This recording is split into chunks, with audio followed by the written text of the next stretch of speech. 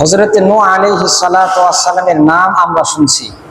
নূহ আলাইহিস সালাতু ওয়াস সালাম প্রায় ৯৫০ বছর তার গোত্রের মানুষকে, তার কওমকে দাওয়াত দিয়েছেন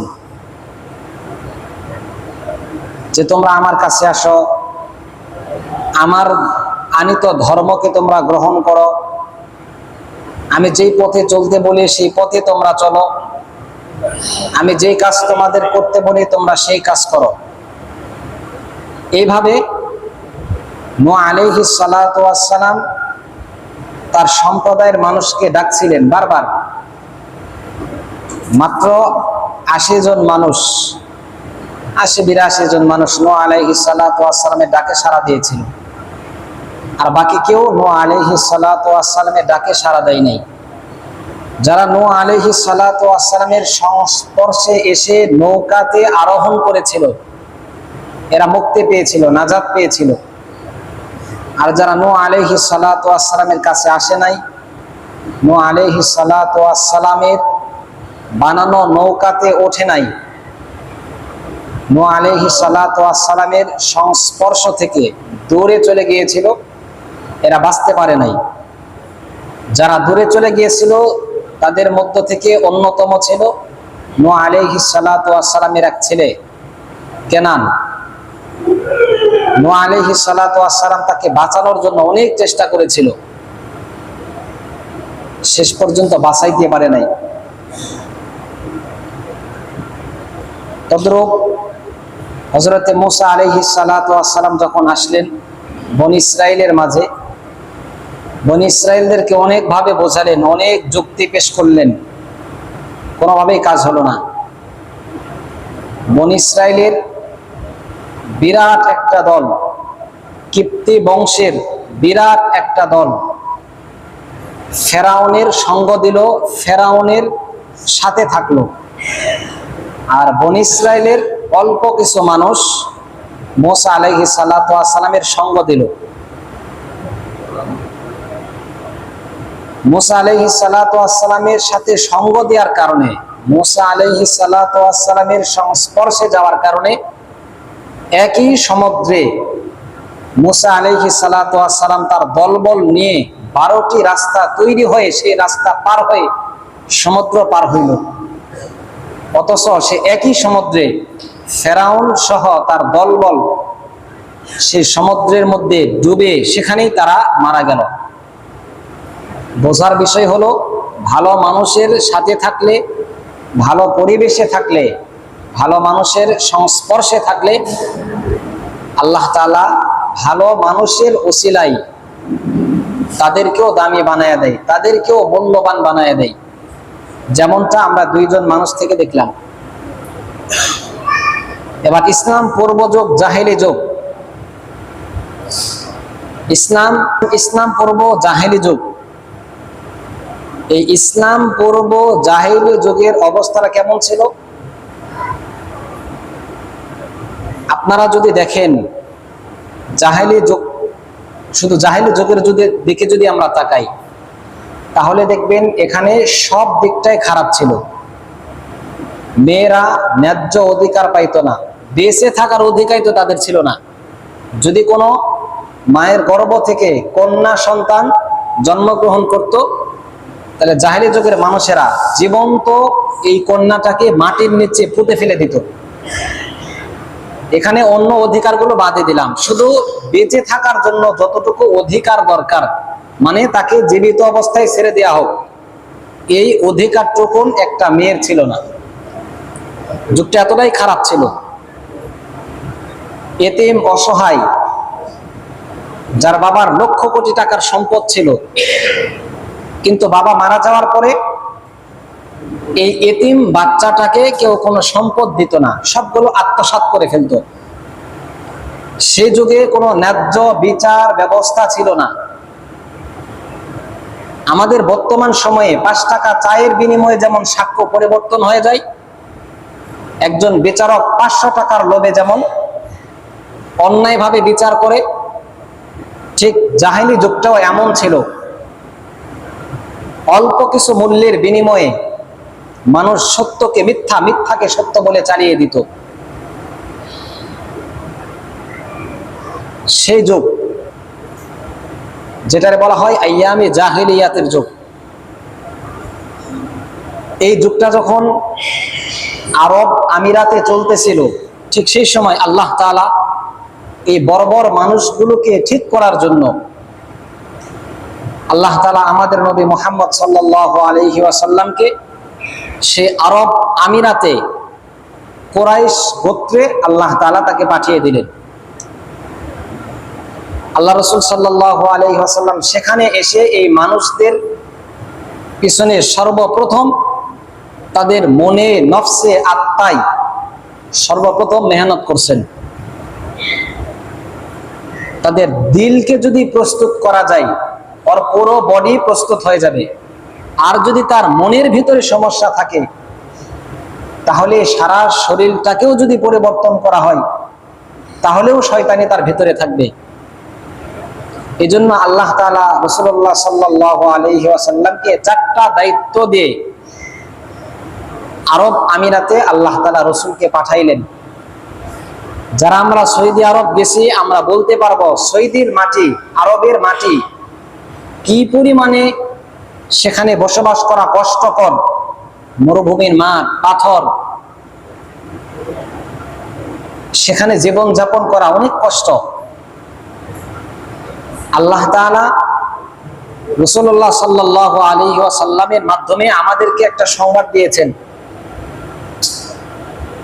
পৃথিবীর ইতিহাসে আমাদের এই পৃথিবীতে 2টা জায়গাকে আল্লাহ রাসূল সাল্লাল্লাহু আলাইহি ওয়াসাল্লাম অন্যতম জায়গা বলেছেন।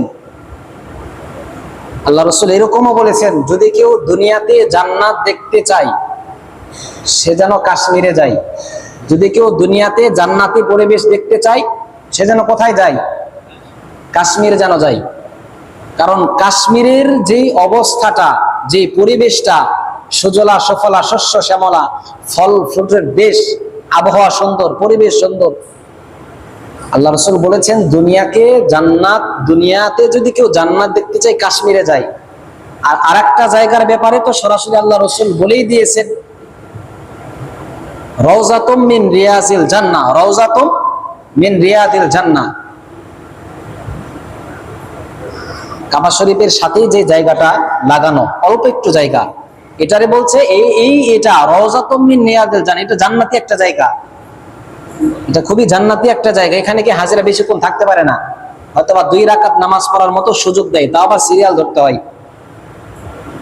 পুলিশেরা সর্বদাই 24টা ঘন্টা ওখানে গার্ড দিয়ে থাকে, লক্ষ্য করে যে এই লোকটা 2 রাকাতের বেশি পড়ছে কিনা, তাকে দ্রুত ওখান থেকে বাইরে করে দেয়। কারণ লক্ষ লক্ষ হাজিদেরকে সবাই ওইখানে যাওয়ার একটা আশা আকাঙ্ক্ষা তার ভিতরে থাকে, স্পৃহা তার ভিতরে থাকে। সবাই গিয়ে যদি সেখানে বসে থাকে, তাহলে বাকি হাজিরা কিভাবে সেখানে প্রবেশ করবে? তো যাক, যেটা বোঝাইতেছিলাম, আল্লাহ তাআলা রাসূলকে কাশ্মীরে না পাঠিয়ে সৌদি আরবের কর্কট পাথরময় বালিতে কেন পাঠাইলেন? অনেকগুলো ব্যাখ্যা বিশ্লেষণ দেখছি, এর মধ্যে থেকে চমৎকার একটা ব্যাখ্যা বিশ্লেষণ। আরব আমিরাত, কাবা শরীফ বর্তমান যেখানে অবস্থিত, এটা হলো সারা বিশ্বের মিডল স্টেট। কাবা শরীফের যে ঘরটা যেখানে অবস্থিত, এখান থেকে ডানে বামে উত্তরে দক্ষিণে চতুর্দিকে সমপরিমাণ জায়গা। আল্লাহ তাআলা কাবা শরীফটাকে পৃথিবীর মাঝ বরাবর স্থাপন করেছেন। আল্লাহ তাআলা রাসূলুল্লাহ সাল্লাল্লাহু আলাইহি ওয়াসাল্লামকে সেই মাঝ বরাবর জায়গাতে পাঠিয়ে এই কথা বুঝিয়েছেন যে যদি কোনো মানুষের পুরো দেহের মধ্যে তার মাঝখানটাকে সংশোধন করা যায়, তাহলে পুরো দেহ সংশোধন হয়ে যাবে। ঠিক তদ্রূপ আমি আল্লাহ তাআলা রাসূলকে কাবার জমিনে পাঠিয়ে দিয়ে পুরো সৌদি আরবের মাঝখানে তাকে পাঠিয়ে দিলাম। এইখান থেকে সারা বিশ্বে সমপরিমাণ চতুর্দিকে সমানভাবে আল্লাহ তাআলার দ্বীন, আল্লাহ তাআলার গ্রন্থ আল কোরআন সমানভাবে ছড়িয়ে যাইতে থাকবে। মাঝ বরাবর পাঠিয়েছেন। এই জন্য আল্লাহ তাআলা রাসূলকে জান্নাতি পরিবেশ কাশ্মীরে না পাঠিয়ে সৌদি আরবের মধ্যে পাঠিয়েছেন। আমি মনে হয় ব্যাখ্যাটা এতভাবে বুঝাইতে পারলাম না। পুরো শরীরের মধ্যে আমাদের অন্তরটা, কলবটা, এটা হলো মাঝ বরাবর। যদি এই জায়গাটা ঠিক হয়ে যায়, অল বডি ঠিক হয়ে যায়। আর যদি এই জায়গাটাতে সমস্যা থাকে, মুখে মুখে যতই বলেন আল্লাহ আল্লাহ আল্লাহ আল্লাহর ভিতরে যদি থাকে শয়তানি, তাহলে আপনি শয়তানি করবেন, এটাই বাস্তবতা। ঠিক তদ্রূপ আল্লাহ তাআলা রসুলকে সৌদি আরবের মাঝখানে পাঠিয়ে, সারা বিশ্বের মাঝখানে পাঠিয়ে এই কথা বুঝিয়েছেন যে মাঝ বরাবর জায়গাটা যদি ঠিক হয়ে যায়, পুরো দুনিয়া সব ঠিক হয়ে যাবে। এই জন্য রাসূলুল্লাহ সাল্লাল্লাহু আলাইহি ওয়াসাল্লাম সর্বপ্রথম মানুষের নফসকে, আত্মশুদ্ধি আমরা যেটাকে বলি, ইলমে তাসাউফ যেটাকে বলি, তিনি গিয়ে মানুষের অন্তরে সর্বপ্রথম কাজ করেছেন, মানুষের দিলগুলো প্রস্তুত করেছেন। যেই মানুষটা মক্কার জমিনে দাঁড়িয়ে এই কথা বলেছিল, আমি মুহাম্মদের মাথা আনার জন্য আমি ওমর প্রস্তুত 100 উটের লোভে, সেই ওমর নিজের মাথাকে রসুলের সামনে পেশ করে দিয়ে বলছে, এখন মুহাম্মদের সামনে আমার মাথা প্রস্তুত, যদি সে চাই সে আমার দেহ থেকে আমার মাথাকে আলাদা করে ফেলবে।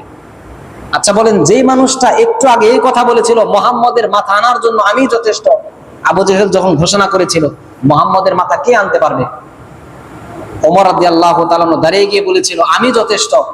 আবু জেহেল এটা জানতো, ওমর ছাড়া, হামজা ছাড়া এই কাজ কেউ করতে পারবে না।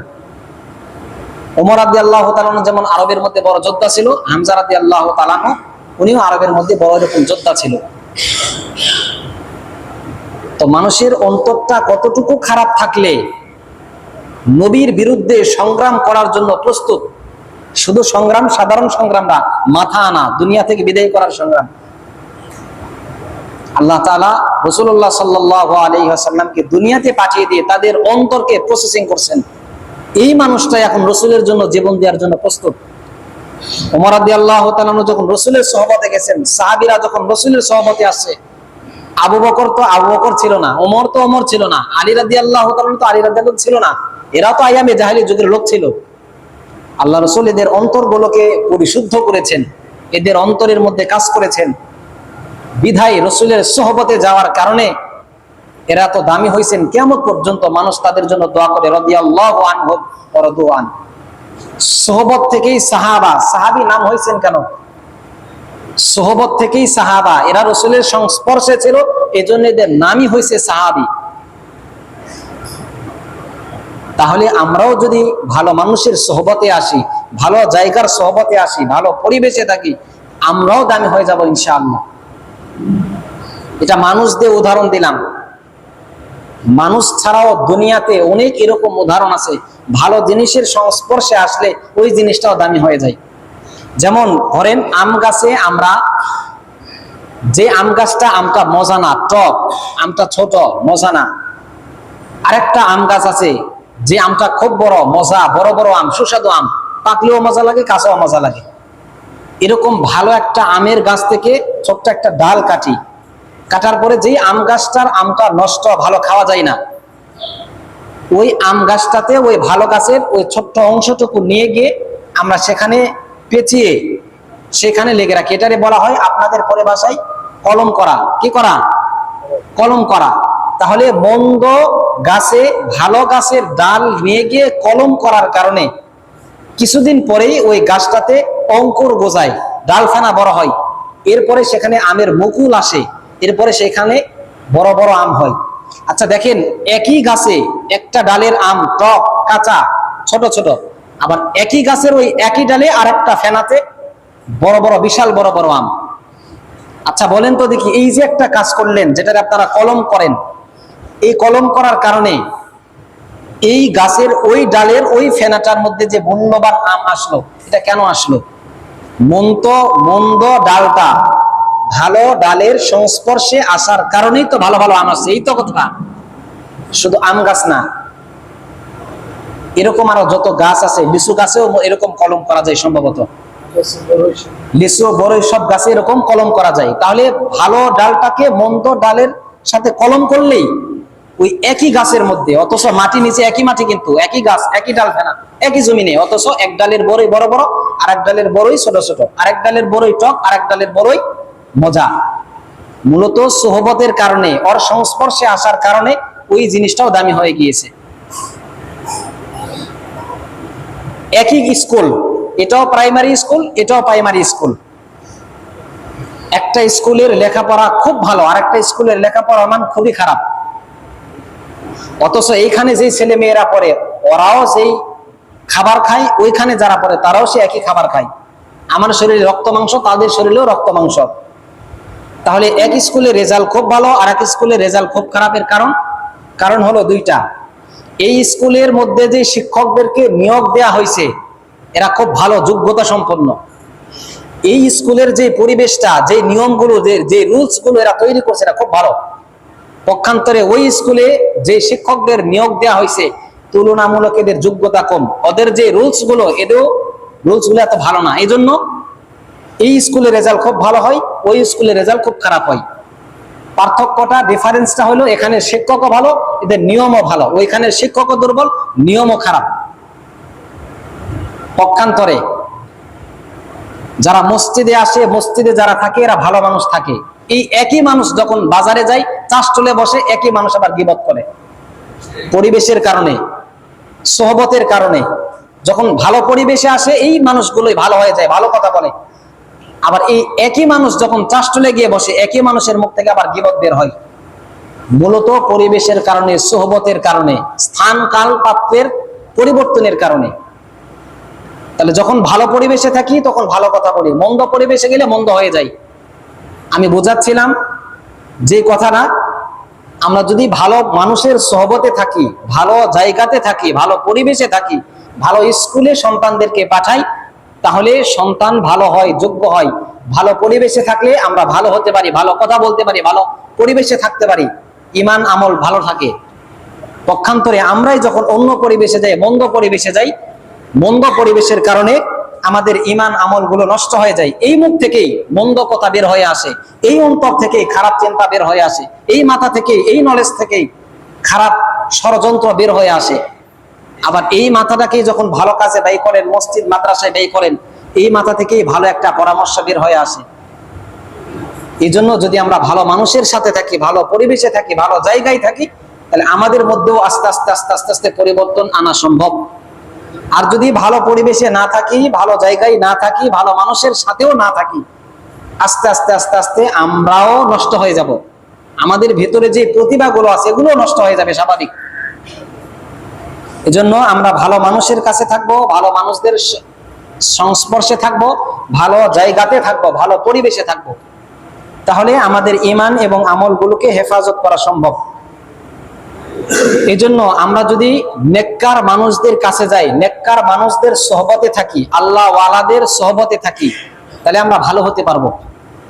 কারণ আল্লাহ ওয়ালাদের দৃষ্টির মধ্যে, এদের চাহনির মধ্যে একটা ব্যাপক একটা প্রভাব কাজ করে। এটা হয়তোবা আপনারা বোঝেন না, আমরা বুঝতে পারি না, কিন্তু এই কথাটা বাস্তব যে আল্লাহ ওয়ালাদের নজরের মধ্যে, তার তাকানোর মধ্যে একটা প্রভাব আছে। যদি কারো প্রতি একবার তাকাই, তার প্রতি আল্লাহ তাআলা ব্যাপক একটা পরিবর্তন করে দেয়। এই কথাটা আপনাদের বোঝা বা মানাটা কঠিন হয়ে গেছে। এটাকে সহজ ভাষায় আমি আরেকটা ভাষায় বোঝাই, আপনারা এই কথাটা খুব ভালো করে জানেন। হুজুর, আমার বাচ্চাটা দেখলে বারবার বদনজর লাগে। আমার বাচ্চাটা বারবার কি লাগে? বদনজর লাগে না?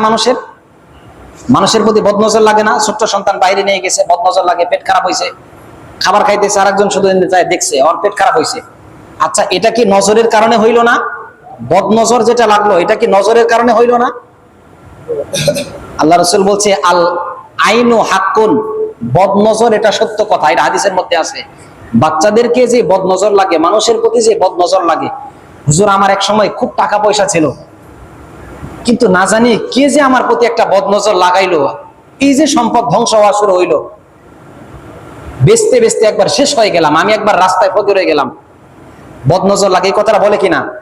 যদি মানুষের ভিতরে বদনজর লাগার কারণে তার ভিতরে পরিবর্তন আসতে পারে, খারাপ মানুষের দৃষ্টি পড়ার কারণে যদি ওই বস্তু বা ব্যক্তির মধ্যে পরিবর্তন আসতে পারে, তাহলে আল্লাহ ওয়ালাদের দৃষ্টিটা যদি কারো ভিতরে পড়ে, এটার মধ্যে পরিবর্তন আনা সম্ভব না? সম্ভব। হাকিমুল উম্মত মাওলানা আশরাফ আলী থানভী রহমতুল্লাহ আলাইহি বসা এক ব্যক্তি গেছেন, জেনারেল শিক্ষায় শিক্ষিত, পানির গ্লাস নিয়ে সামনে গেছেন, হুজুর আমার শরীরটা খুব খারাপ, মাথা ঘুরতেছে, গা ঘুরতেছে, মন মেজাজটা ভালো লাগে না, আমার মনে হইতেছে কোন একটা ভিতরে সমস্যা হয়েছে, আমার একটু পানি পড়া দেন। তো সবসময় তো কিছু পেশিদা লোক থাকেই, খোসা মারা লোক থাকেই। তো আশরাফ আলী থানভী এখানে বসা, ওই ব্যক্তি যখন এই কথা বলছে, পাশে থেকে আরেকজন লোক দাঁড়িয়ে গিয়ে বলছে, হুজুরের কোনো কাম নাই, জানে শুধু পানি পড়া, হুজুরের কোনো কাম নাই, জানে শুধু এই পানি পড়া দিয়ে নাকি ওর রোগ ভালো হবে। এটা কি যুক্তিসঙ্গত? এটা কি মানা যায়? এটা কি মানা যায়? এই কথাটা আশরাফ আলী থানভী রহমাতুল্লাহ শুনে ফেলছেন যে হুজুর যে পানি পড়া দেয় এটার মধ্যে কোনো প্রভাব নেই, এই পানি পড়া দিয়ে কোনো কাজ হইব না।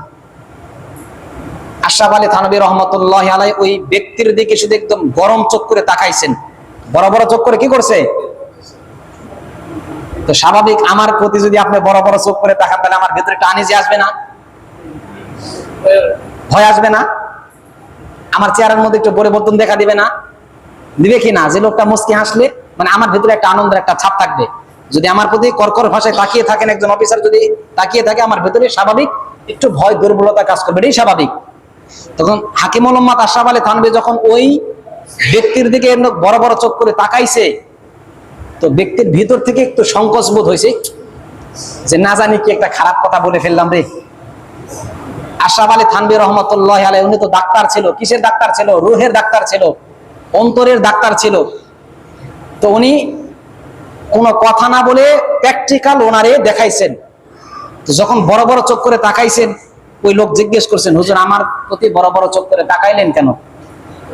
আশরাফ আলী থানভী বলছে, আমি যে তোমার দিকে রাগ করে বড় বড় চোখ করে তাকাইলাম, এই তাকানোর কারণে তোমার ভেতরে একটা পরিবর্তন আসে নাই? ভয় পাইছো না আমারে দেখা? ভেতরে একটু আনিজি কাজ করে নাই? উনি বলছে, হ্যাঁ আমার ভেতরে ভয় কাজ করছে, আনিজি কাজ করছে। আশরাফ আলী থানভী বলে, আরে আমি যে চোখ দিয়ে তোমার দিকে তাকাইলাম, এই চোখ দিয়ে তো কিছু পড়ি নাই। যে মুখ দিয়ে তোমাকে কথা বললাম, এই মুখ দিয়ে তো আমি কিছু পড়ি নাই। কিন্তু আমি যে লোকটাকে পানি পড়া দিলাম, এই লোকটাকে যেই দোয়া পরে আমি পানি পড়া দিলাম, এটা হলো পৃথিবীর সর্বশ্রেষ্ঠ কালাম আল কোরআন, সেই কোরআনের সর্বশ্রেষ্ঠ সূরা সূরা ফাতিহা পড়ে আমি সেই পানির মধ্যে ফু দিলাম। তাহলে আমি ব্যক্তি নাপাক হইতে পারি, আমার জবান নাপাক হইতে পারে, আল্লাহর কালাম তো সত্য, এটা তো পবিত্র, এটা তো নাপাক না। তাহলে এই কালামের একটা প্রভাব আছে না? আছে কি না? আমার চোখ দিয়ে তাকালে যদি তাকানোর প্রভাব থাকে, তাহলে আল্লাহর কোরআন পড়ে আমি ফু দিলাম, এই কোরআনের তো একটা পাওয়ার আছে, এটারে তুমি নাকচ করে দিলা। তো বলতেছিলাম নেককার ব্যক্তিদের দৃষ্টির মধ্যে একটা প্রভাব আছে। তাকাইলেই যদি কারো প্রতি একবার টার্গেট করে ফেলে, বাস এটার কাজ হয়েছে। অনেক সময় দেখবেন ভালো শিক্ষক যারা অভিজ্ঞতা সম্পন্ন শিক্ষক, একটা স্টুডেন্ট প্রতি তাকায়, তাকানোর পরে বলে যে এই ছেলেটার প্রতি ভালো একটা প্রতিভা আছে, ও ভবিষ্যতে কোনো একটা কাজ করতে পারবে, যদি ভালো লাইনে থাকে, ভালো স্কুলে পড়ানো হয়, এর দ্বারা কোনো একটা কাজ করা সম্ভব। বলে কিনা? অনেক আল্লাহওয়ালারা যদি মানুষটার প্রতি একবার তাকাই, তাহলে টার্গেট করে ফেলে এই লোকটার মধ্যে এরকম ভালো একটা প্রতিভা আছে, যদি প্রসেসিং করে নিয়ে আসা যায়। এই জন্য তাফসিরের উল্লেখযোগ্য একটা কিতাব, তাফসিরে রুহুল মাআনি, কিতাবটা লিখছেন আল্লামা মাহমুদ আলুসি রহিমাহুল্লাহ। এই তাফসির কিতাবের মধ্যেই ওয়া কুনু মা'আস সাদিকিন, তোমরা সত্যবাদীদের সাথে থাকো, এই আয়াতের তাফসির করছেন ওয়া খালাতুহুম লিতাকুনু মিসলাহুম। মানুষদেরকে বলছে যে তোমরা আল্লাহওয়ালাদের সাথে এমন ভাবে ওঠা বসা করো যেন তুমি তাদের মতো হয়ে যাও। আল্লাহওয়ালাদের সাথে এমন ভাবে চলাফেরা করো, ওঠা বসা করো, এত বেশি বারবার তাদের কাছে যাও যেন তোমরা তাদের মতো হয়ে যাও। আল্লাহওয়ালাদের কাছে গেলে তাদের মতো হওয়া যায়, মতো না হওয়া গেলেও ন্যূনতম হলেও কিছু হওয়া যায়। যদি আপনি আতরের দোকানের পাশ দিয়ে শুধু ঘোরাঘুরি করেন, আতর যদি নাও কিনেন, তারপরে কোন আতরের গ্রান পাইবেন? আতর যদি নাও কিনেন তাহলে কি পাইবেন? আতরের গ্রান পাইবেন না। যদি নাপাক বস্তুর পাশ দিয়ে যান, ঢাকাতে গেলে বসবেন ময়লার স্তূপ, রাস্তা দিয়ে যখন যাই আমরা, গাড়ির ভিতরেই তো থাকি, এত দুর্গন্ধ আসে। আপনি কি দুর্গন্ধ ধরছেন না সইছেন? ধরেন নাই, সও নেন, শুধু পাশ দেখেছেন, তারপরে কিন্তু মারাত্মক দুর্গন্ধ আসে। তাহলে ভালো মানুষের কাছে গেলে, ভালো না হওয়া গেলেও ন্যূনতম হলেও কিছু পরিবর্তন নিজের মধ্যে আনা সম্ভব। এর জন্য ভালো পরিবেশে থাকবেন, ভালো মানুষের সাথে থাকবেন, ভালো জায়গায় থাকবেন, তাহলে কিছু করা সম্ভব। সম্রাট আকবরের নাম শুনছি না আমরা? সম্রাট আকবর, এই সম্রাট আকবর একবার তার রাজমহলে রাত্রেবেলা মোমবাতি জ্বালায়া সামনে বসা। রাত যখন গভীর হয়েছে, হঠাৎ করে মোমবাতির আলোটা নিভে গেছে, অথচ এই রাজপ্রাসাদের পুরো রাজপ্রাসাদ ভর্তি সৈন্য সামর্থ্য দ্বারা ভরপুর, তার বডিগার্ডেরা ভরপুর, সবাই তরবারি নিয়ে, গুলি নিয়ে তার দিকে তাকিয়ে আছে, যেন কোনো মশা মাছি পর্যন্ত তার উপর আক্রমণ না করতে পারে। এতগুলো বডিগার্ড নিয়ে যখন সম্রাট আকবর বসা, ঠিক এই মুহূর্তে মোমবাতির আলোটা নিভে গেছে। সম্রাট আকবর লাফ মারে দাঁড়ায় গেছেন, গিয়ে বলছে, আমার সৈন্য সামর্থ্যরা কোথায়? এত টাকা বেতন দিলাম তোমাদেরকে, এত কিছু করলাম, প্রত্যেক মাসে তোমাদের বেতন দেই, রেশম দেই, এই দেই সেই দেই, সামান্য মুহূর্তের জন্য মোমবাতির আলোটা আমার থেকে দূরে গেল, তোমরা মোমবাতির আলোটাকে ধরে রাখতে পারলা না, তাহলে তোমরা কিভাবে আমাকে সাপোর্ট করবে, আমারে কিভাবে তোমরা বাঁচাইবা? দুনিয়াতেই তো মোমবাতির আলোটুকুনকে তোমরা ধরে রাখতে পারলা না। এই টেনশনে সারা রাত আর ঘুমাইতে পারে নাই, সারা রাত খালি এই টেনশন করছে, আমি এতগুলো সৈন্য সামর্থ্য রাখলাম, এতগুলো বডিগার্ড রাখলাম, এত সৈন্য সামর্থ্য ভরপুর, অথচ সামান্য একটা বাতাস এসে মোমবাতির আলোটা নিভে দিল, আমার একটা বাহিনীও আমাকে বাঁচাইতে পারলো না, এই আলোটাকে ধরে রাখতে পারলো না। কি লাভ তোমাদেরকে দিয়ে? এই টেনশন সারা রাতে ঘুমাইতে পারে নাই। সকালবেলা রাগান্বিত চেহারায় নিয়ে, মনোমালিন্য চেহারা নিয়ে অফিস করতে অফিসে গেছেন। রাজদরবারে বিশার কাছে যখন বসছে, সবাই দেখে যে বাচ্চার চেহারা খুব ভয়াবহ, তাকানো যাচ্ছে না। বাচ্চার যে প্রধান উজির ছিল একজন হিন্দু বেটা, নাম হলো বীরবল। নাম হলো কি? বীরবলের নামটা অনেকেই শুনছেন। এই বীরবল হিন্দু বেটা এই রাজার হলো উজির ছিল। এক পর্যায়ে জিজ্ঞেস করে ফেলছে, রাজা মশাই, জাহাপনা, আপনার মন মেজাজটা খারাপ কেন? রাজা গত রাত্রে ঘটে যাওয়া সমস্ত ঘটনা বিস্তারিত ভাবে বীরবলকে বলছে। বীরবল কিন্তু হিন্দু মানুষ, মনে রাখবেন। বীরবল বাদশা আকবরকে বলছে, আচ্ছা একটা কথা আপনাকে বলি, আপনাদের নবী মুহাম্মদ দুনিয়াতে কত বছর জীবিত ছিল? বাদশা আকবর বলছে, মাত্র 63 বছর বেঁচে ছিল। 63 বছরের মধ্যে নবুয়তি জিন্দেগি কয় বছর ছিল? 13 বছর ছিল। কয় বছর ছিল? 13 বছর না? এই 13 বছরের মধ্যে সারা বিশ্বের মধ্যে উনি কোরআনের হাওয়া, কোরআনের বাতাস, কোরআনের পরিবেশ চালু করে দিয়েছিল না? সারা বিশ্বে আল্লাহ তাআলার দ্বীন প্রচার করেছিল কিনা? মাত্র 13 বছরে। কয় বছরে? তাহলে আপনার নবী 63 বছর জীবিত ছিল, 13 বছর নবুয়তের জিন্দেগি ছিল, মানে 13 বছর নবুয়তের দায়িত্ব পালন করছে। 13 বছরে যদি সারা বিশ্বকে আলোকিত করতে পারে তার আদর্শ দিয়ে, তার মতাদর্শ দিয়ে, আচ্ছা বলেন তো দেখি, আপনাদের নবী দুনিয়া থেকে বিদায় নিয়েছেন কয় বছর হয়েছে? বাদশা আকবরের সময় পর্যন্ত 800 বছর সময় ছিল, যে 800 বছর ধরে উনি দুনিয়া থেকে বিদায় নিয়েছে, 800 বছর হয়েছে। বীরবল হিন্দু বেটা উনি ডাক দিয়ে বলেছিল, যদি 63 বছর জিন্দেগির মধ্যে 13 বছর জিন্দেগি যদি দায়িত্ব পালন করার কারণে সারা বিশ্বের মধ্যে দ্বীনের দাওয়াত, তার আদর্শকে পৌঁছে দিতে পারে, মানুষগুলোকে যদি, খারাপ মানুষকে যদি সোনালী মানুষে পরিণত করতে পারে 13 বছর দায়িত্ব পালন করার কারণে, তাহলে যেখানে গিয়ে 800 বছর উনি অবস্থান করতেছে, যে মাটির নিচে গিয়ে 800 বছর সেখানে গিয়ে আলোকে ছড়াইতে পারে নাই? আমি বীরবল এই কথা দীপ্ত কণ্ঠে বলতে পারি, যদি তুমি তোমার নবীর আদর্শকে নিয়ে দুনিয়াতে থাকতে পারো, তাহলে এই আদর্শ নিয়ে যদি দুনিয়া থেকে বিদায় নিতে পারো, তাহলে কবরের মধ্যে যাওয়ার পরেও সেই আলো, সেই আলোর মধ্যে তুমি থাকতে পারবে। বীরবলের কথাটুকু একটু চিন্তা করবেন। হিন্দু মানুষ, সে বলেছিল দুনিয়াতে 13 বছর তার আদর্শকে দিয়ে দুনিয়াকে আলোকিত করে ফেলেছিল। 800 বছর মাটির নিচে গিয়ে 800 বছর কেউ তিনি এই পুরো দুনিয়াকে, মাটির নিচের দুনিয়াকে আলোকিত করতে পারবে না। অতএব তুমি যদি তোমার নবীর সেই আদর্শকে নিয়ে দুনিয়াতে টিকে থাকতে পারো, তাহলে কবরে গিয়ে এই আলোর চিন্তা করতে হবে না। আল্লাহ রাসূল বলছে, আল কোরআনু নূরুন, কোরআন এটা আলো, আলো, আলো। এই আলো কবরের মধ্যে কাজে আসবে। এই জন্য আমরা চেষ্টা করব রসুলের আদর্শ নিয়ে দুনিয়াতে থাকার জন্য, রসুলের আদর্শ নিয়ে দুনিয়াতে থাকার জন্য। সারা দুনিয়ার যেখানেই থাকবেন শুধু রসুলের আদর্শ নিয়ে থাকবেন। কাফের, বেঈমান, নাস্তিক রসুলের আদর্শ গ্রহণ করতেছে, ঈমান না আনে, শুধু আদর্শ ভালো গুণগুলো তারা নিতেছে। আপনাদের মধ্যে অনেক মানুষ এই কথা বলে, হুজুর কালিয়াকুরে একটা হিন্দু বেটার দোকান আছে, মুসলমান বেটার দোকানে গিয়ে আমি জিজ্ঞেস করি পেঁয়াজের কেজি কত?